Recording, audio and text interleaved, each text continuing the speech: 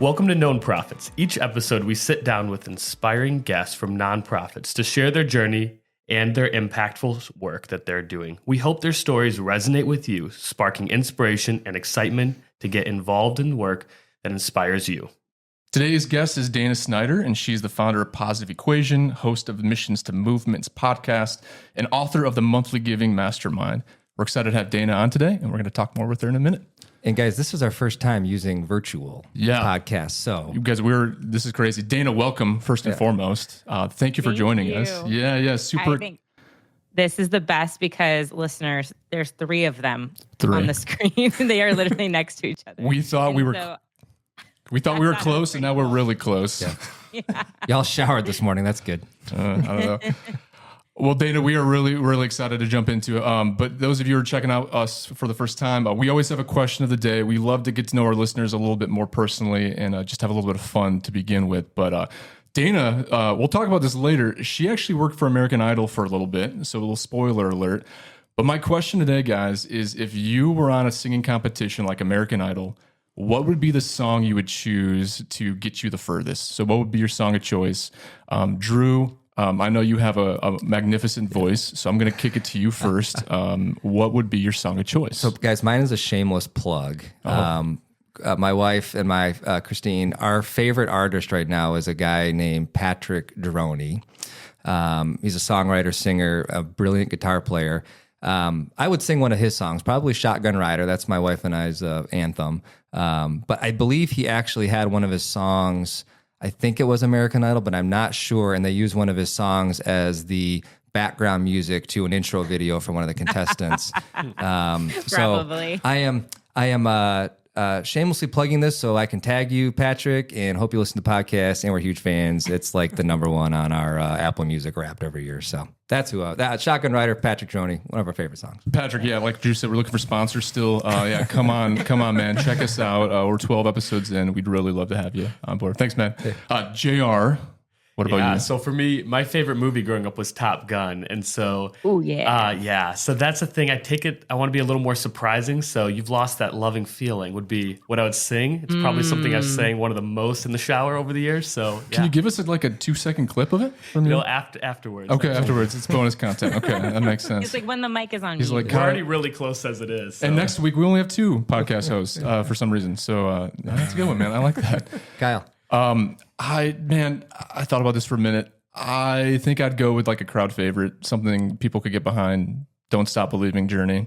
I feel like you get it going, right? People can sing along. It would hide the cracking of my voice, which I think is probably the biggest thing because the crowd would be singing with me. So I would probably choose Don't Stop Believing, My Journey. So Dana, what about you? I feel like there's 2. So I am watching the social channels on American Idol as somebody who's worked on the show. And so there's 2. I would either go between like What a Wonderful World for like awe effect, or on the humor effect. There's a contestant this year that sang in her auditions the NFL Sunday song. No. Because Carrie Underwood's one of the judges and she's the one who sang it. And so that was pretty spot on. That's awesome. That's great. Nice. Well, Dana, that's a cool background that you have. But going off of that, please share with us who you are and more about what the work you're doing to support nonprofits. Yeah, so it's been a wild career journey. So right now, as you mentioned, I'm the founder of Positive Equation, 8 years in, and my jam and what I'm passionate about is helping organizations build successful monthly giving programs so that they can really have a diversified donor base and sustainable and predictable funding, which is needed now more than ever. And then prior to that, my background and expertise was in digital marketing. And so I worked for agencies in New York City. I've worked at a nonprofit back home, my hometown, Sarasota, Florida. And then I did have my moment blip in working as a digital producer at American Idol. So it's been this like, you never really know where you're going until you can look back and see all like the dots connecting. But really the past 5 years or so, I've been really passionate specifically in the recurring giving space. That's awesome. Yeah. And tell us a little bit more, like, how did that passion get there? Like, what did, obviously your journeys, you have a great journey, but like, how did you get to that space where, man, that is my passion? Yeah. So 2 things happened. One, I was living in Los Angeles at the time, note, working on American Idol. And I ended up becoming a monthly donor for an organization called Dressember. I'm really passionate about anti-human trafficking efforts. And I became a monthly donor. I wanted to do more. And I was like, what's a way that I feel like a one-off $50, $25 gift is just not doing enough? But if I gave $25 a month and it was compounded by hundreds of other people, like that could actually make a solid impact. And it tells the organization, like, I'm in, like, I am invested in what you're doing. And note, 5 years later, I am still a monthly donor to that organization, and love what they're doing. And the founder, really passionate about the work she's doing. And they've actually been acquired by IJM, International Justice Mission, which is super cool. So one, I became a monthly donor and I was like, this is awesome. Like, I'm getting these monthly emails, and why are not other nonprofits doing this? And I was just having conversations with them about the impact that having this recurring giving community was doing, when that organization primarily before was specifically focused on peer-to-peer fundraising. So this really expanded their fundraising efforts to a year-long approach instead of just reliant on fundraising really for like 4 months, 3 months during their main campaign period. And then serendipitously, as an entrepreneur, I was in a mastermind to help my own business and to be surrounded by other female founders that were looking to grow their businesses. And it was this really awesome community of just like transparency and learning and sharing and growth. And I realized in our sector, like, things can be so siloed and not shared with each other. And so when I started to ask, at the time I was working with individual clients, and I started to ask, why don't you have a monthly giving program? They're like, well, I don't know how to do that. Don't have the bandwidth, don't have the resources. It's definitely on our to-do list. Can't find a designer. Don't know what the messaging would be. What are other organizations doing that are working? And I was like, okay, there's like these magical like intersections of things happening here. My love of being a monthly donor, this mastermind concept of learning together, and then my background in loving technology and marketing and digital marketing. And so I just took a chance, honestly. Like, I was like, I'm going to pivot everything about what my business is currently doing, and I'm going to create a monthly giving mastermind. And the first one was in 2022, and 6 organizations were a part of it. And it just was so successful. And like, I pulled together, because I knew website designers, I knew copywriters, I know the tech side. I was able to like pull together this dream team of being able to help these organizations execute and build monthly giving programs in 4 months. And so that's been kind of like my signature program. And that's kind of how it all started. And now I've helped 23 organizations launch monthly giving programs, and then interviewed another 15 in my book that you talked about, the Monthly Giving Mastermind, that released last September, to really share this like 5-step framework that guides the whole process during the mastermind and get that more out to the masses instead of it being just to the 6 people per cohort. Dana, for recurring giving, for general giving, maybe not for a specific capital campaign, what is an ideal split between single donations and recurring donations? Like, what would be the ideal to know you have that recurring base of monthly donations that provides that predictability for planning and budgeting as maybe a percentage of your overall giving? I mean, if I was to start a nonprofit today, I would have a recurring first approach. And I would want all of my donations to be recurring, and then have an emphasis on major gifts. There's this kind of like the old school mentality is have a bucket of one-time givers and then convert them into recurring. And a lot of times those are 2 different people. The one-time givers could be giving for like an urgent situation you had, a friend asked them to join. A recurring donor is like, I get it. Like, I am your super fan. I'm your believer. We are talking about like the NFL or sports teams. I went to UCF. I'm a diehard Knights fan. Like, I would do anything traveling to those games. There's a difference. Like, they're like, I'm going to show up to one game, and then I'm going to show up to literally all of them. And I'm traveling to the bowl game in Ireland, and I'm buying the swag, and my daughter has like night gear, and I'm married tonight. Like, there's the next level. And those are really the people that you want. And then those monthly donors fuel your majors, which is something that Scott Harrison has really talked a lot about at Charity Water. So in today's like culture, with everything that's going on with subscriptions and how we do transactions as a consumer, I really think like a large percentage in the organizations that are seeing great success have a substantial recurring giving program where it's 30, 40, 50, 60%, if not more, of their revenue.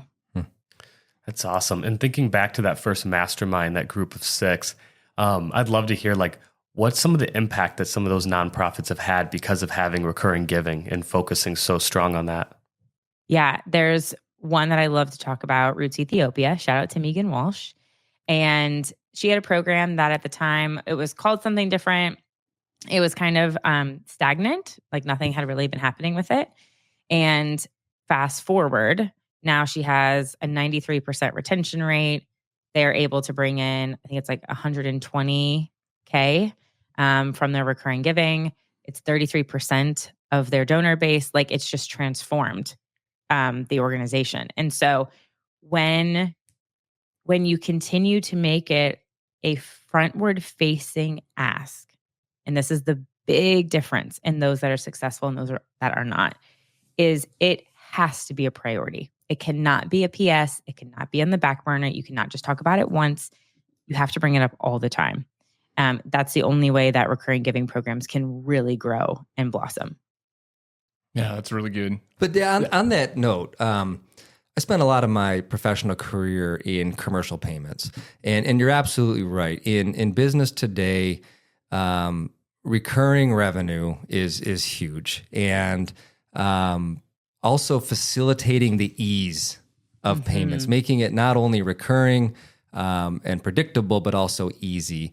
And I think there's something to be said, and a lot of nonprofits, I suspect, correct me if I'm wrong, they're not investing in that technology and infrastructure that corporate America has found so useful. But it certainly seems like there's an application. You're right. I pay for Netflix, but I care about the food bank. I care about the foster care agency. I care about the organization working with people in our community of disabilities. Yeah, if it's easy and recurring, it sounds like a great thing. So how do you get to that point? Yeah, so it's definitely evolving. So since 2020, so when COVID happened, there was a surge in nonprofit tech platforms. And this need for everyone to really be going digital, right? Because of necessity, we had to. So there's been a lot more advancements and improvements in the nonprofit tech. The problem really hasn't been the organizations. It's been they haven't had the tech that was providing it to them in the for-profit sector. And I talk about this a lot. We are, and I can say this as an entrepreneur, we are targeted with so many amazing tools and platforms and tech. But a lot of times they're not even looking or thinking about marketing to the nonprofit sector for whatever given reasons. And they should be, because we're still all businesses working with clients, supporters, but it's just not like their target demographic. So when they're thinking about just their universe of the nonprofit tech, it had to evolve to help them make it easy. And it's actually literally step 2 in my framework is make it easy. And so if you have the ask and you're making it, then right to your point, you have to make it easy for them to join. So I think it's changing. There's definitely much better tools out there now that organizations can adapt to and use and implement. However, then there's the curve of just technology education.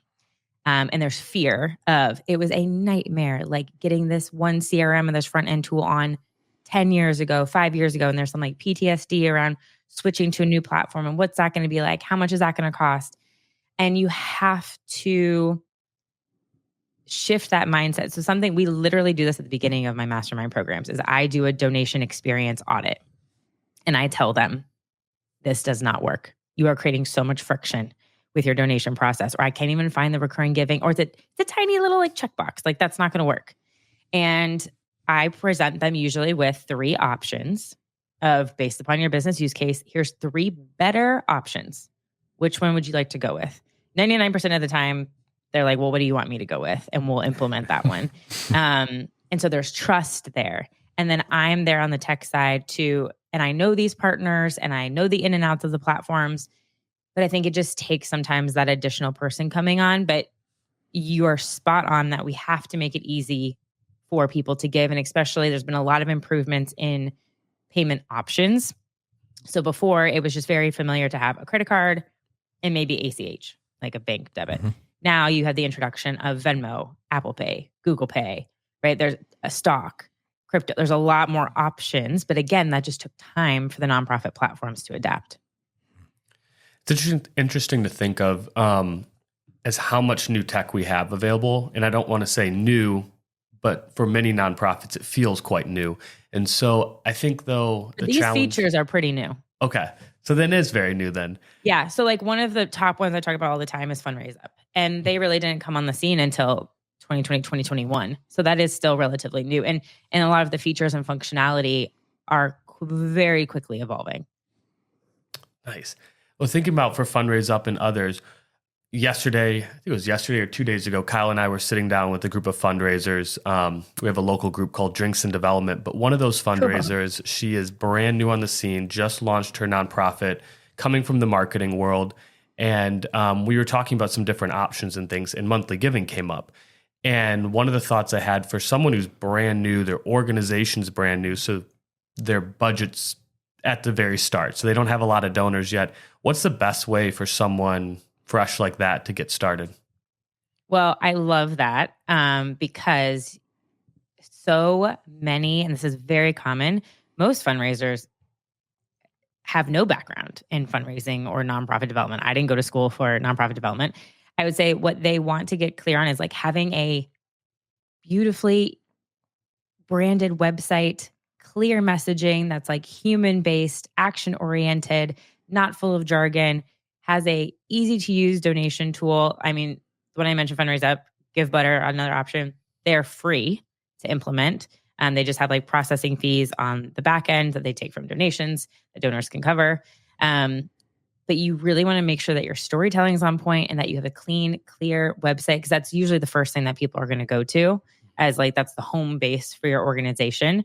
There's a Culinary Care, very similar story. The founder was actually, she started it, I think she was 23 when she started her nonprofit, came from the marketing side.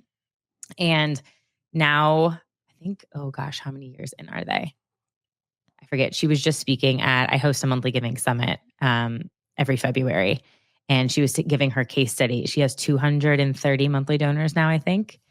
And so I would do that. I would like build obviously like your foundation to make it clean and clear. And then I would find your people. It sounds like she's already doing that with going to an event like this, but I would find the organizations that are maybe like just a level up above where she's at and doing a really good job and have seen the growth to connect with, to essentially find like her mastermind community of people that she can collaborate with. I have a Sustainer Slack channel that I built literally just for this. There's 160 orgs on there right now.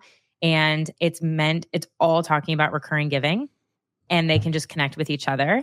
And they share literally emails and stories and challenges and questions. And so I would just have her continue to network with other organizations. And I do want to stick on the networking part. And you alluded to this earlier too, Dana, the fact that so many nonprofits feel siloed, right? I mean, you feel like you're kind of on an island doing your own thing, trying to find donors, trying to find community. That's so important though, right? To find community. I think there's a perception in the community that like, nonprofits don't play nice with each other, which I hate. I can't stand that. And half the reason why John and I started that networking group was because we really wanted to break down that stereotype of we can do things together, right? In the community to make the community a better place. So a question for you, or just a thought from you, is like continue to speak into like why that community part is so important for your work and also just for local nonprofits who are looking to not only just build their donor base, but also build their impact. Oh my gosh, it's the whole purpose of my business and why I do what I do is I think the best growth happens outside the boundaries of our own organizations. The most impactful sessions at the Monthly Giving Summit. So for context, there was 4,700 nonprofits from 58 countries that joined. And the most like impactful sessions that they loved was the case study rooms. And they were based upon either pre-launch to 500 monthly donors, 500 to 5,000 or 5,000 plus, or you're an international organization. And just being able to hear from peers on what's worked, what their growth is. And there was one organization, Mulatto, they were actually in my mastermind too. They went from 5 to 70 monthly donors. And to some organizations, it's like, that's nothing. But to them, that's everything. That's a massive growth in funding. And so hearing from someone who's in a similar position as you gives you that like, okay, like this is doable. Yeah. They're where I am or where I want to be at, right? And then you're able to ask like, how did you do that? What platforms do you use? Like there's nothing better. And when I spoke about Dressember and the anti-human trafficking organizations, when I first was trying to get involved and find one, y'all, there's over 1,000 anti-human trafficking organizations in the United States. Yeah. Now, I think there's a big opportunity for mergers and acquisitions to take place to make things stronger. But for me to find one, it was through the personal story of Blythe Hill, the founder of that organization, and her personal brand and thought leadership that stood out to me. And that's why I went for that organization, which I think is also a big part. She was out doing things. She was doing a TED Talk. She was at conferences. So I think getting yourself out of the bubble of your home office or wherever you are, go to nonprofit events, network with others, speak on stages, get yourself on podcasts. Like all of that is networking and finding community. And I think anytime you can be in person with someone, that literally transformed the work like I'm doing. Once I started getting out there and in person and meeting people, it was a game changer. Yeah. And thanks for leading the charge. I mean, you're one of the many voices that are helping with that, right? Breaking, I think, down the stereotype, not just for nonprofits, but for potential donors and current donors of, man, we want to see nonprofits doing more together. We want to see them going into the community and not just kind of focused in their one space.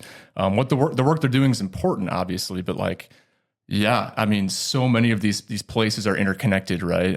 Whether it's housing to food and security to education, whatever it might be. And do you see that? I mean, that tide continuing to change when it comes to like the perception of like nonprofit spaces when it comes to collaboration and how we can continue to work together in the future?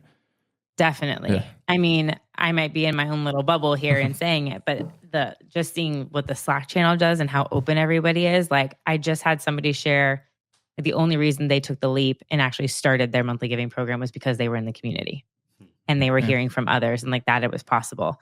And so sometimes we just get so in our own head, especially like, and I get that, right? Like I'm a solopreneur. I have a small team. I work from home most of the time. I am here like sitting in a room by myself. You have to get outside of that.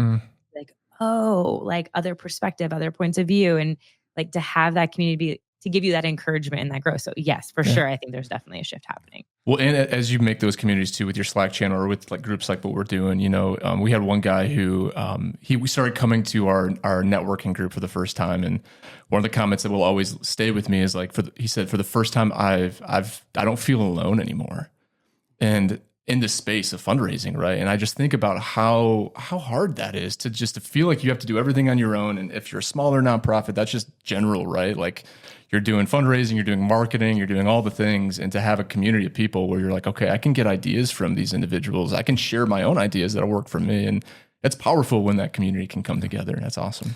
And we have a very philanthropic community here in West Michigan where we're at. And it's a very collaborative environment, both on the nonprofits side and on the corporate side. But thinking back on donations and monthly donations, what does that look like from corporate donors?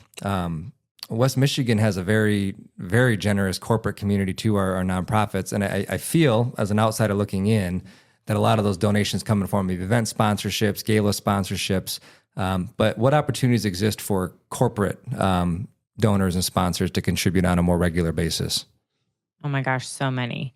It's interesting you bring this up. So there's a conference called Sub Summit in Texas that I'm speaking at this year. It's the head of subscription, like e-commerce subscription space. So you have Walmart Plus and Netflix and Hulu and like BarkBox and all of those brands there. And I was like, you know what? Who needs to be in this room? Nonprofits. Building there because it's all the same. We're all business. We're all trying to learn about subscriptions and retention and growth and building collaborations. In my book, I really talk about that. I think there's going to be this next genesis of bundles of how can a water nonprofit, for example, partner with a water bottle company that's doing good. And then a monthly donation comes from the purchase of every one of those bottles. Or every new monthly donor gets a water bottle from this company as their surprise and delight gift item for joining. I think there's also a ton of opportunity for corporate relationships with lunch and learns. A lot of companies have matching gifts, and they'll match monthly. And to be able to do lunch and learns at companies, how can you get into, if it's especially very, like, let's just say Home Depot, I'm just making this one up. If you're an organization like Habitat for Humanity or anybody dealing with housing and you partner with Home Depot, how can you reach their internal employee newsletters and get featured in their outward-facing marketing? Is there content collaborations you can do together where you're providing content that is educational across the space? And that has a donation element into it. Like, literally, I think it comes down to, and I get asked a lot about my partnerships because a large percentage of my business now is based on brand partnerships. With the summit, with my podcast is sponsored by LinkedIn. Thank you, LinkedIn. Hey, LinkedIn, are you listening to us? Yeah. And it's just like, everyone asked me, like, how is that possible? And I was like, I asked. I had a conversation. I asked them, and this is what any nonprofit should do. Don't come in there with a pitch deck. Do not do that. Do not come in there, even with a gala. Do not come in saying, this table is $5,000. This one gets you 8 seats. Nope. Have a conversation.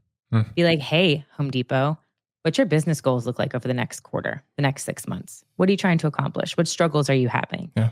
Great. Here's what we're working on.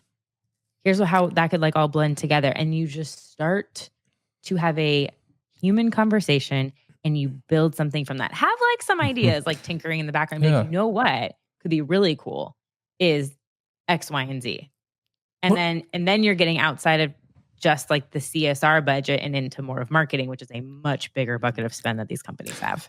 Well, and I think that has a huge impact on creating awareness about the importance that nonprofits play in our community. And oh my God, huge. It's about the people first and foremost. It's about the people that the nonprofit is serving, but that also does have benefits on your community, your local economy, your healthcare systems. The third largest employed group in the country. And I mean, there's a lot going on right now that could really hurt the sector. And I don't think we understand your library, your food banks, your art centers, the things you do with your kids, your schools. Like, I think we forget sometimes how many of the entities that we go to are nonprofits and support literally the culture of the communities that we live in. We had a guest on here in West Michigan. It's a literacy center, and a lot of people helping people learn English or learn how to read, or if English is a second or third language. But what was actually happening, they do that, but they also do helping companies translate their press operating instructions into the native language of the press operator.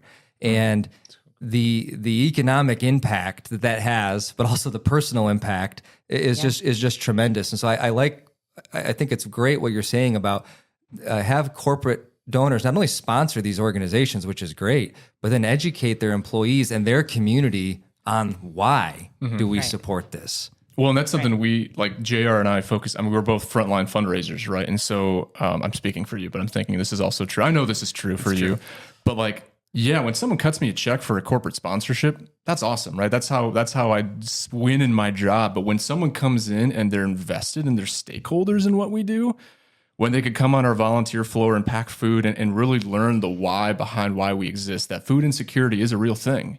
It's not just this thing that we like think is out there, but it's real. That's a way more of a holistic approach, right? And so people get connected, they buy into that organization. Their dollars are more than just dollars. It's a real commitment to, let's see this ended, right? Let's figure out a way to like do this as a community to end this issue that we're seeing in our current community. Oh my gosh, if you don't already know about Culinary Care, you should definitely look them up because you would love what they do. She came on my podcast and talked about this brilliant corporate fundraising where they're like cook-offs. And they have a season of them and they always get booked out and you get charged a fee. It's like a team building activity. And her whole premise of Culinary Care is taking nutritious meals to people with cancer patients in the hospital. But like nourishing meals from restaurants, like good quality, and they're thinking about what they need for what they're going through in their bodies. And so they have these corporate companies come into the restaurants and they literally cook. They work with them on cooking and understanding what it is for a nourishing meal, who somebody's dealing with different stages of cancer and what their body needs at the time. And so it creates this brilliant corporate sponsorship opportunity that she's put together, and calling it cook-offs and bringing in teams and having that be income for them. And then what a great experience, to your point, of the organization and the team being able to get their hands like really into the meaning of the mission. That sounds like a follow-up for Chef Jenna. Michigan, who we recently had on the show. That'd be good. Well, no, and that's such an important part too. I couldn't agree more. And I think too, as we think about as we kind of wrap up this conversation, Dana, a lot of our listeners they're nonprofits in the community, or that find our podcast. There are a lot of individuals, right, that listen, that are just curious about learning more about the nonprofits we're talking about. Maybe they've heard about them before. What would you say to an individual who's listening and they're like, I'm curious about a podcast, or I'm curious about a nonprofit that we're talking about? Why would you encourage them to consider being a monthly donor or getting involved in that way? Like, what would be maybe 2 or 3 things that you would say to that individual? About an individual, about them becoming themselves, or like encouraging themselves the nonprofit to ask for recurring. Yeah, the individual wanting to maybe become a donor, a reoccurring donor at a nonprofit of their choosing. Why should they do that? So huge impact for the organization. Recurring gifts allow the nonprofits that you love to be able to plan, to be able to have this predictable revenue where they're not, somebody comes into their office, they have need, an animal organization, animal comes in, they don't have to then fundraise on the spot for X thing to happen. They have the runway to say yes, to make that help possible without having to constantly be on this like hamster wheel of fundraising. Recurring giving programs provide that like, okay, like the breath, like we got this, we have this covered. Like we don't have to worry about waiting for this major donor to say yes, this corporate sponsor to do this. Your $5 a month, $10 a month, 25, 500, whatever you can give per month provides that security and that predictability for planning for these organizations to do the impactful work. So if you are somebody who traditionally gives a one-time $500 gift, break it up into 12 monthly payments. Like it literally makes a huge difference. And then that way it also becomes usually more financially stable for somebody to give more if it's broken up like that. And for somebody who's thinking about, I can't afford, right, to give that big ask at the end of the year, if you break up $5 a month, $10 a month, like you probably wouldn't give $120 at one time, but you could give 10, you know what I mean? So just like it becomes so much easier on our wallets as consumers to do it that way. And then, on the other side, you're giving an organization like the predictability and the sustainability that they really want for their impact. How about on the donor development side? What tips do you have? Maybe 1 or 2 takeaways for someone who wants to get started on building out a more robust monthly giving, and then how can they get in contact with you if they have more interest? Yes, there can be definitely a hurdle, which is so interesting on this, to ask for a recurring gift. There's a lot of fear around it still, and that are like, we're going to lose major gifts or that person's not going to give again. Okay, couple facts. Recurring donors always do more. They volunteer and give recurring. They give recurring and they give another one-time gift, maybe multiple times a year. They introduce you to people. I hosted a birthday fundraiser at my house, and I'm a recurring donor for 5 organizations right now. I give to multiple in this way. I think this is also going to become a very popular, I'm a later half millennial, very popular way that we are giving and want to give. Retention. Cannot overstate. The average recurring gift has a retention rate of 80 to 90+%. There's organizations I work with that have a 98, 99% retention rate on their recurring donors. And they stay, according to a Neon One report, for an average of 8 years. Wow. 8 years. And a lot of times those gifts can then become larger, substantial gifts that they leave, endowments. So why would you not? And I would ask the organizations listening, what's your one-time average retention rate? Usually that's 20 to 30%, maybe. And then you're hustling to get them back every single year. I talk to the ED I used to work for 11 years ago now.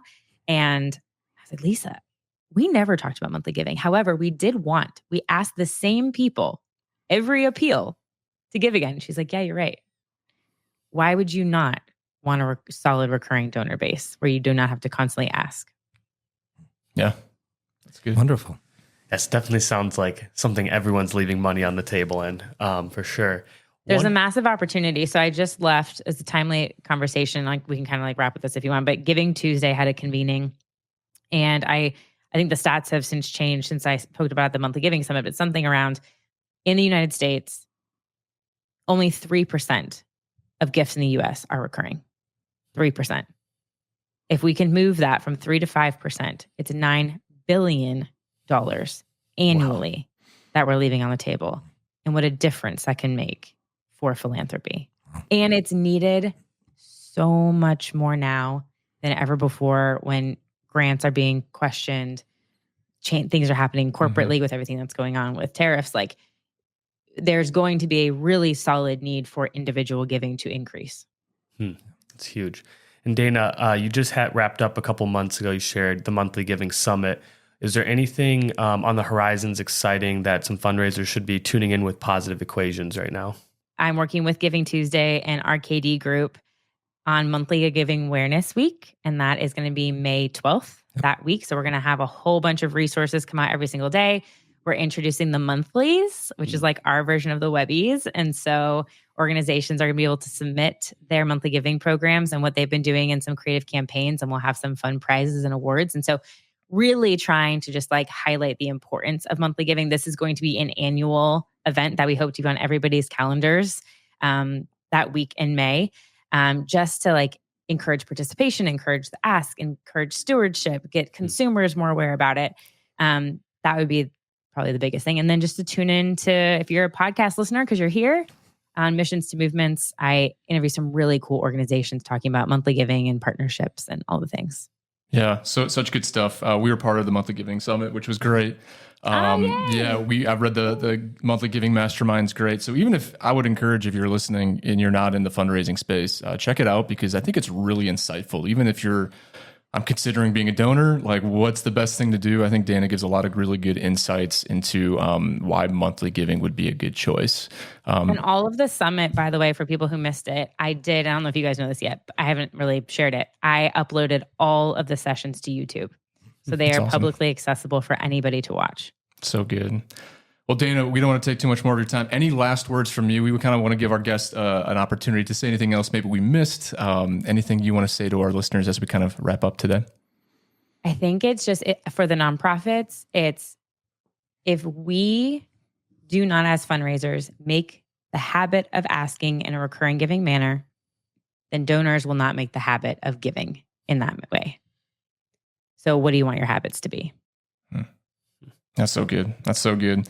Well, Dana, thank you for joining us. If you want to check out or follow our podcast, Known Profits, you can check us out on Instagram, Known Profits Pod, and on Facebook at the Known Profits Podcast. We're going to have all Dana's stuff linked, so you can check that out and get more involved with her work as well.